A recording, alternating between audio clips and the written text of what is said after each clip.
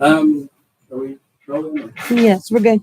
All right. I wanted to go ahead and introduce Lissa Sharp. She was the first director of the STAR Center when she first started here. So she's been here and she served in different capacities, different positions here. She was a speech instructor here. So, and that's one of the things you'll notice about speech instructors is they're all very good speakers. So, but I'm glad that she's able to be our presenter today. So she does know a lot about resumes. So if you have any questions, feel free to stay afterwards and ask her or ask her during the presentation. So we're going to go ahead and. Super. Well, first off, I'm very thankful to have the opportunity to be here today to speak to you guys about resume writing. And I was telling Manuel, I said, Manuel, this is a really big ask because typically when I teach about resumes in class, it would take me 2 class periods to cover what we're going to try to cover in 30 minutes. But still, I'll be able to give you some really good insight into your resume writing. And then maybe that will help spur you as you start to think about setting down and getting to work on that first document. So to begin with, I want to ask you first off, how many of you already kind of have a resume? You haven't taken speech class yet, and so you haven't done your resume. All right, so after you get done today, this will give you a great opportunity to kind of think about, okay, here are some things I can do to start putting together that document. Because what I always told my students was, if you will start working on your resume now and adding things on there that you think have been good experiences, work experiences that you've had, then by the time you graduate, whether you're going to be finishing up here at South Plains or you're going to go on for a 4-year degree, you will have a working document so that whenever you get ready to go out and seeking those first jobs, then all you've got to do is go in and make some minor changes to that resume, and you have something that will help you be sellable to your potential employers. And so that's something to really think about. And I know you're thinking employment's a long ways away, but yet it's going to be here before you know it. And so all these things will be things that can definitely help you. But let's talk about the resume to start with. First and foremost, you have to see that it is a marketing document. Okay, so what are you marketing? You're marketing yourself, right? So how do we put our best foot forward? How do we tell that employer what really makes us the best candidate for the job? Now, here's what I want you to think about when you're putting together that marketing document, and that is, what will the audience care about? Okay? What will they care about? So what do you think they're going to care about?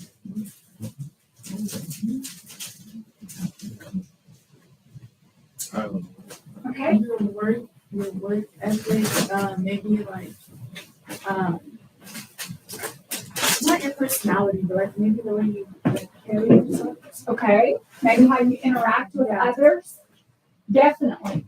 Also your skills and what skills that you have and how well those skills line up with the things that they're going to be wanting you to do for them.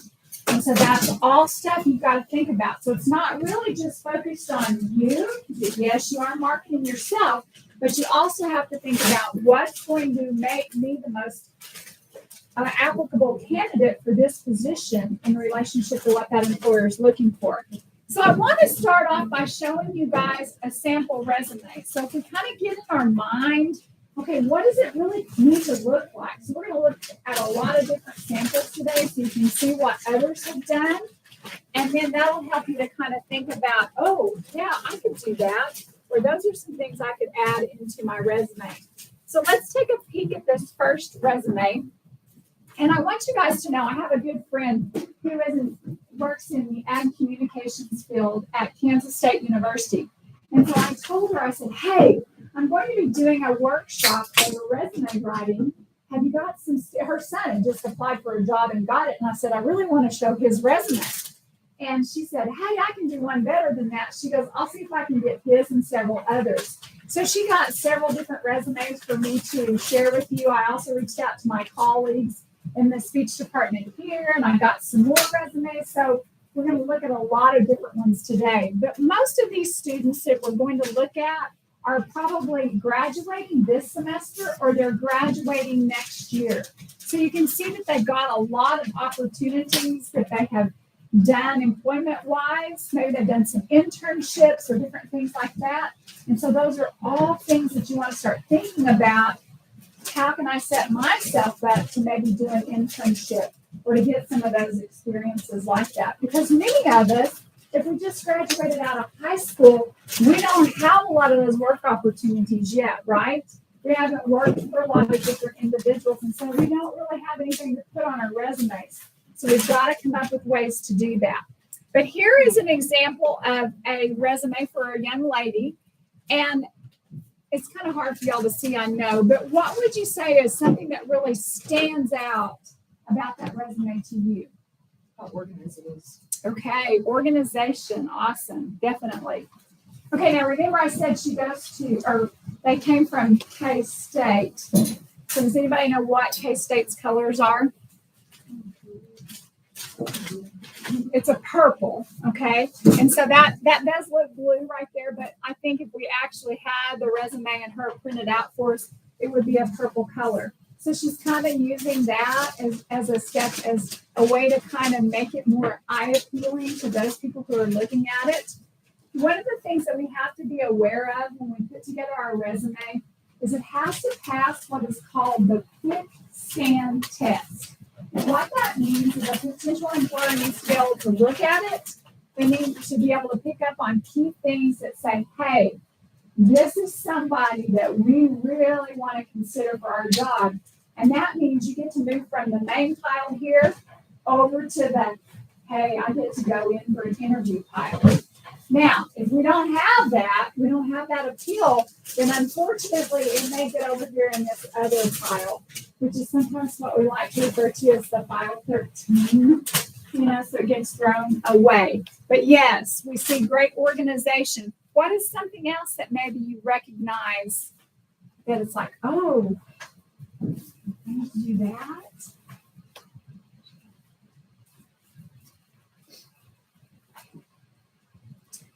Can you see that she's got, of course, her education is listed first. Her work experience or industry experience is what she calls it, is listed second. And the reason that I think she uses industry experience is because if you look at many of the things that she has done, she was a student designer, she was an intern, and so those aren't necessarily what we would say are work experience. I mean, they are work experiences, but it's not a job that I necessarily went out and I had 5 other people that applied for the same job that I did, and then I got the job over those 5 people. So it's a little bit different in terms of that. But she's got great experience in those positions. And she lists out the duties that she has held and that she has taken care of in those different jobs as well. So all things that we need to start thinking about and ensuring that we have within our resumes as well. Now I gotta put my glasses back on so I can get over to the right spot. Go back to our PowerPoint. So let's go on and talk about some resume reminders. Some things that we want to be sure that we're doing as we're putting together our resume. First and foremost, you want to make sure that the resume meets the employer's needs. So my question to you is, how do I make sure that it meets the employer's needs? Hey, how do we research? Look online at the requirements that are needed. There we go. Okay, so whatever they've got for that job description, that's going to help you make sure that you're meeting the employer's needs with your resume. But what do I have to do if I want to make sure to meet that employer's needs? I mean, I've done that research, but then with that research, what am I going to do? What do you think? There's no right or wrong answers. Check off what you do have, Okay? and maybe work on what you don't have. Okay. So those things that I do have, then I'm going to make sure that whenever I'm working on my resume, my job duties that I've held in previous positions, I'm going to try to work in the things that they have said in that job description. I need to be sure that I have. in order to apply for it. So you begin to realize, okay, I can take information from that job description and go in and really fine tune and work on my resume. It used to be that they would say, okay, you can just write a resume, and really in your cover letters where you're going to really get into all those details and show how you are the best fit for the job. That's not the case anymore. You've got to take each job that you apply for, and you have to look at that resume, and you've got to make those modifications and changes before you send it to that potential employer. And the reason I say that, you guys, is because they have what is called an automated transfer system now. And what they will do is they will take that resume, because a lot of times they will ask you to send it to them in an electronic format. And so they will take that resume, they will put it into their system, and they will say, okay, we want all the resumes that have this, this, and this. Okay, so if you've taken that job description and you have worked in those keywords and phrases that they have utilized in that job description, that's what they're looking for. Once again, it's going to go from this big pile of resumes, and it's going to come over here, and now it's going to make the pile of possible interviews. So very important that we make sure that we meet that employer's needs. Also, we want to be sure that our resumes are strategic, they are well thought out, but most important, you guys, they're truthful. And the reason I say that is because you are going to be fresh out of college when you're looking for that job. Or you might be applying for a job right now and you're still in college, but you don't have a lot of work experiences. And sometimes we think if we fudge that just a little bit, nobody will ever know. No, that's not right. And so that's not the way we do things. We want to take the things that we have done and try to think about how can I make that where I took care of kids during the summertime? How can I make that really fit what I'm wanting to do? And so the wording and how we say that is going to be the way that we do it. It's not that we lie about what we actually did. Because a lot of times when that happens, you're going to get caught eventually. And guess what? You're probably going to lose your job when we do something like that. And so we definitely don't want to go down that particular road. Also, we want to make sure that that resume is professional as well as compelling. And so what I mean by professional is we've already seen one because it was organized. It was easy to follow. Everything lined up. And so that helps it to become what we consider to be professional. Now, the compelling part is where you're telling your story, but you're also, once again, not forgetting about that employer and making sure that the things that you're including on there meet their needs, that it's compelling to them and compelling to what they are needing for their job. All right, some aesthetics to think about as well. Whenever we start to think about our resume, each section must be set up in what is called reverse chronological order. What does that mean? What do you think reverse chronological order means? Okay, so what do you mean by backwards up? Okay, opposite is what we're going to do. So instead of that, what you're going to do, I'm just going to show you using a marker. But, okay, so let's just say, for example, you have a job right now. You started in October of 2022, and it's to present. That would be the first thing you list on your work experience. Then the next thing listed on that work experience area would be the job that you held before that. So it goes from present to things held in the past. That's how you do reverse chronological order. A lot of times people don't understand that, and they'll just go from the things that they did a long time ago and then list back to the present things. But no, it's the present first, and then everything after that comes based on when you held that particular position. So we want to make sure we do each one of those sections that way. And we'll look at some more examples so that you can get in your mind how that is supposed to look. Also, you want to eliminate utilizing complete sentences. Really? I get to talk in incomplete sentences? Yes, I'm going to get to do that. But the reason being for that is, what do you think?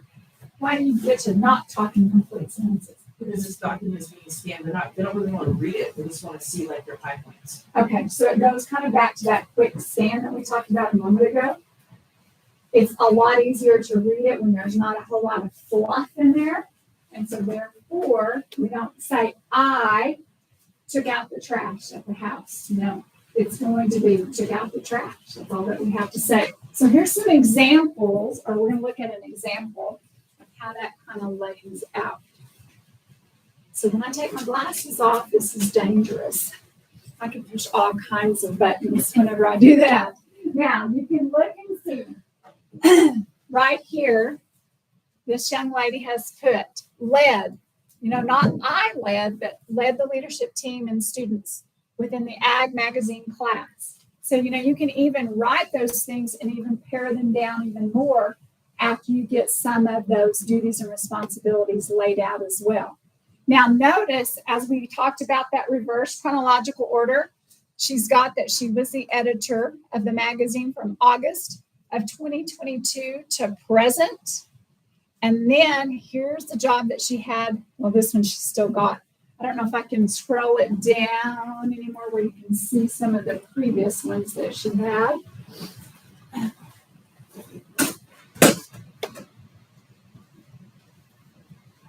Okay, there we go. So you can see that she's got a communications intern, and when she did that in the fall of 2019, but she's also still doing some of that work as well. Here's one May through August of 2022. So it goes from her recent things to things that she's held in the past. Now, in regards to this particular layout, is there something that stands out to you when you look at it? I'll try to move it down a little where you can see a little more of it. Is there anything that kind of stands out in that one? I hate to have it. These guys keep looking at me, so I make eye contact with them, and they feel like they got to answer all the time. So now shut. I guess the layout, I like how there's stuff on the side too as well. It's not just straight up. Very good. Now, let's talk about layout, because we're seeing a lot of different layouts so far. And I think what you'll see is that a lot of times, based on the career field that you're going into, you're going to see a utilization of different types of formatting. So most all of these students, of course, are communications majors. And so I think you're going to see that communication aspect come out. Because up at the top, if you notice, there was a QR code where you could scan that QR code, go and look at their online resume, things of that nature. So definitely, this is a communications layout. We're going to look in a moment at a business layout, and you'll see a difference. And so I think knowing what's required within your industry is a very important thing too. Knowing that and then kind of setting up that resume according to the needs of that particular career field will be very helpful to you as well. All right.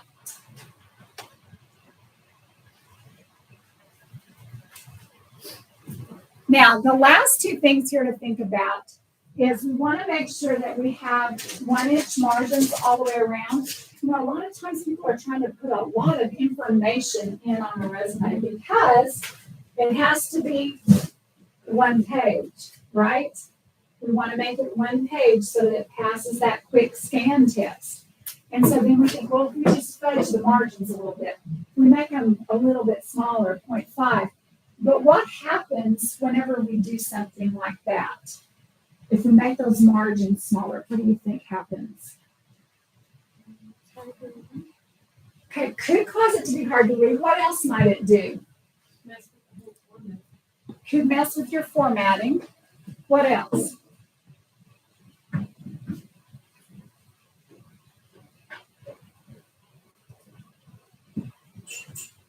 If we put a whole bunch of type and it goes from 0.5 to 0.5, what happens to white space on our document?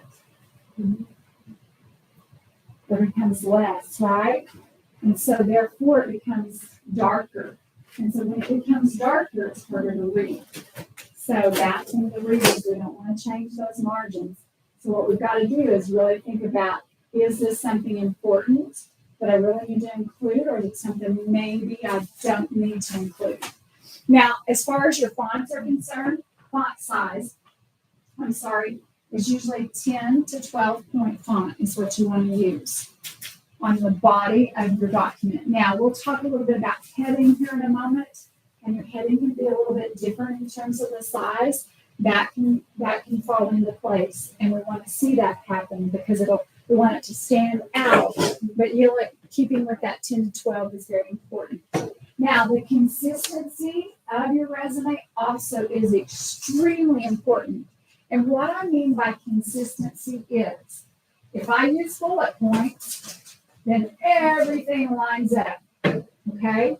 If I have a bold heading for the title of my job, then every title that I did throughout that was my job, I did the same thing with that. So we want to be sure we have that consistency. If not, then that speaks volumes to that employer about not being organized, not keeping things lined like they should be. And so it says things about you that you don't necessarily want to communicate. You don't need to communicate that by not being that organized. It's something that we definitely want to do. Also, some things to think about in terms of creating that professional resume. Utilize the right resume format. And you're like, okay, well, what's a resume format anyway? One of the things that you'll learn as you get into your communication courses or even a business class, I think they talk a lot about your resume as well. There's something called the chronological, the functional, and then the hybrid resume. Most all of you, because you are going to be right out of college or you're going to be trying to create a resume here relatively soon, you will utilize the chronological formatting. Because we don't have a lot of work history to really put a lot of weight into. And so by using the chronological, it allows you to kind of move things around. So if your education really is what's going to get you the job, then of course the education section will come first. If maybe you do have some good work experiences, then you can put the work experience before you have the education. So you can kind of vary those things in different ways. So let's look at an example. Of course, most of the ones that we've looked at so far have been the chronological formatting, but here's another one. This is actually my daughter's resume, and this was before, oops, maybe it's not going to work. There got too many open, I think. Oh, let's see here. It's trying to load it. Let me close some of these down and see. That helps.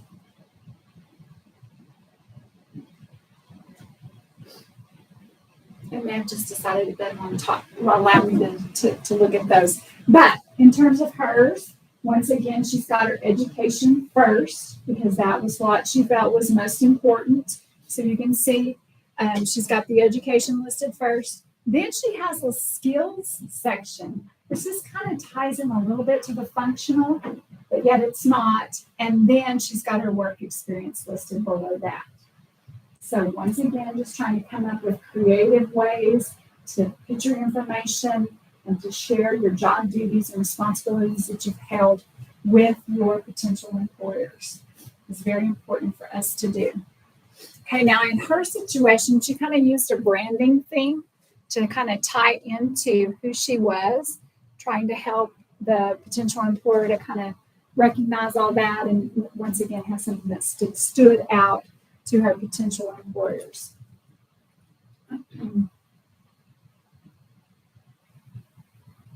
All right. Now, the functional and the hybrid are two other ones I mentioned. I want to show you what the functional looks like. And the reason somebody would use a functional resume is because this one may not work. Okay, the functional may not show just because it was an actual web link that I found. But on the functional resume, what you're utilizing on a functional is that you have, let's say you worked for a period of time, and then you decided to stay at home with your children and raise your kids, and then you decide to go back to work. So there's a gap in your employment history. And when that happens, a lot of times it's like an employer, it's a question. Okay, what are we going to do here with this person that's got this gap in their employment history? What does that mean? And so when you have that kind of situation, you don't have to worry about having to explain it if you use the functional. Because what you do with functional is you really focus in on the skills that you have and what makes you the best fit on the skills for that particular job. And so that can be the way that you get around having to use the chronological, is really just keying in on the skills and abilities that you have. And then the hybrid is just a combination of the two. So you really kind of use a section where you focus in on your skills and past work experiences, and then you just really list those work experiences and don't go into specific duties that you held in that particular position. Now, Daniel's giving me the sign and I'm going to run out of time. So I've got one thing I want to share with you. And what we're going to do, if you'll just take one of these and pass it down, okay? These are things that you can utilize whenever you write your resumes. And then, if everybody will take the resume checklist, which is the blue sheet, we'll go through and fill that out together. And then that way, when you go back to start working on your resume, you can utilize that to help you in setting up your actual resume.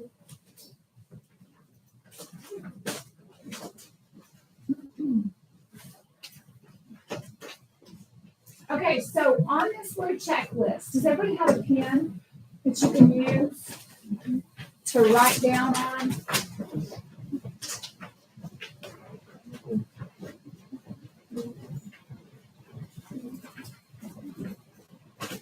All right, so on the resume checklist, let's start at the top.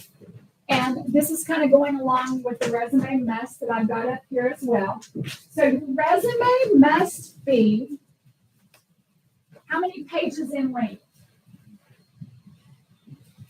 So it's one, right? So up at the top, the resume is 1 page in length, unless, okay, because we do have that unless point there, unless you have significant related employment experience. Okay, so somebody that would have significant relative employment experience would be somebody like Manuel and I that have been at it for a long time, okay? So we would have probably more than just that 1 page. But those of you that are just graduating out of college or within the first couple of years, 1 page is max, okay? So that way we know we're going to pass that quick scan test. Then next, your contact information is current and it stands out from the rest of the resume. So if you notice on a lot of those ones that we looked at, you know, the person's name was bold, different colors, things of that nature to really make it stand out. And so we want to be sure that ours do the same thing. So down below that, where you've got the little arrow, you want to put the first one is bold your name and set it apart using a 14 to 20 point font. So if we're using 12 as the main font throughout our resume, then 14 would make sense for the size for our particular name, okay? Your address information is smaller. You can go through all that, and then use a professional email address. Now I'm going to go over this real quick in terms of professional email address, because so many times students don't think about it, and so they've got this crazy cool email address that says partycardydave@yahoo.com, and so they don't think about that until they start interviewing for a job, and the person looks at that and goes, Party Hardy Dave gets to go over in this column. So we want to make sure that's the throwaway column, right? So we want to make it to the other side. Not that our whole email address is going to be what helps us make that side, but make sure that your email is professional. So you can utilize your college email address for as long as you're in college. And then, of course, you need to have a Gmail or a Yahoo or something of that nature, but make sure that it's professional. So I've given you an example there of big text because he's applying for a job. And so that's how you would set up all that information that we just talked about. Then after that, the next thing that every resume should have is an objective. But I want to also say that the objective is optional now. Most of those resumes that we saw do not require the objective, but I still think it's a good thing to have. And so if you're comfortable and want to put that on your resume, then I think that's something to do. Okay, so the objective is a powerful, complete sentence that states exactly what job you're applying for and what the 3 skills are that you have that make you the best fit for that job. All right, so that right off the bat, they get to see that. And so there's an example of what the objective might look for big text, since he's applying for the lead enforcement position. All right. Then the next thing that we've got to be sure and have is our educational background. Make sure it is accurately listed and displays your strengths. Now, the reason I say that is because if you are working a full-time job and you're going to school and you've got a 3.2 GPA, you need to put that on your resume because that speaks volumes to that potential employer about you, okay? It speaks that you can get things done and you can do it on a timeline and you can still make good grades. And so that's very important that we do that. So here's an example of how you might actually put that on your resume as well. All right, next thing, employment history is presented in what? Tell me, how do we list that? Employment history. Reverse, remember? Reverse chronological order. All right, so reverse chronological order is what goes in that blank. All right, employer name and the job title for each position is listed. So not just where I worked at, but what my job title was as well. The bullet points will show your job responsibilities. And then also, this is important, we didn't get a chance to really go through this, but utilize present tense verbs if you are currently holding a position. If it is something that you have held in the past, then you will use those past tense verbs. Okay, so helped, did, those types of things, that would be your difference between present and past tense verbs there. So here's an example of text and a job he currently holds, and how he lists his particular job responsibilities there. The last 2 areas, you guys, are awards and honors, and you want to put those on your resume if you have those things, because it will strengthen your resume. Now, the question a lot of times is, well, do I still put my high school stuff on there? Yes, because you're still in college. You're just in community college right now. So as you start to be able to take some of that high school stuff off and the college awards and honors on, then do that. But then maybe by the time you graduate, all those high school things are gone, and it's all a focus mainly on your college experiences at that point. The last thing listed there is references available upon request, but you don't have to provide the references. So no references. All you have to do is just say references available upon request. That can be included on your resume as well. All right, I'm sorry. We're going to do that really fast. I don't feel like I gave you everything that you needed. But if you've got questions, please stick around, and I will be more than happy to answer. The other 2 sheets I gave you are really kind of some things that will help you as you're starting to develop those job duties and how to word those and word them maybe in an efficient way. That can very much be of help to you. Okay. Thank you very much. Thank you guys. For this presentation. If you can fill out your evaluation, and we're going to do a drawing for the door prize. Thanks for coming by. Remember, next week is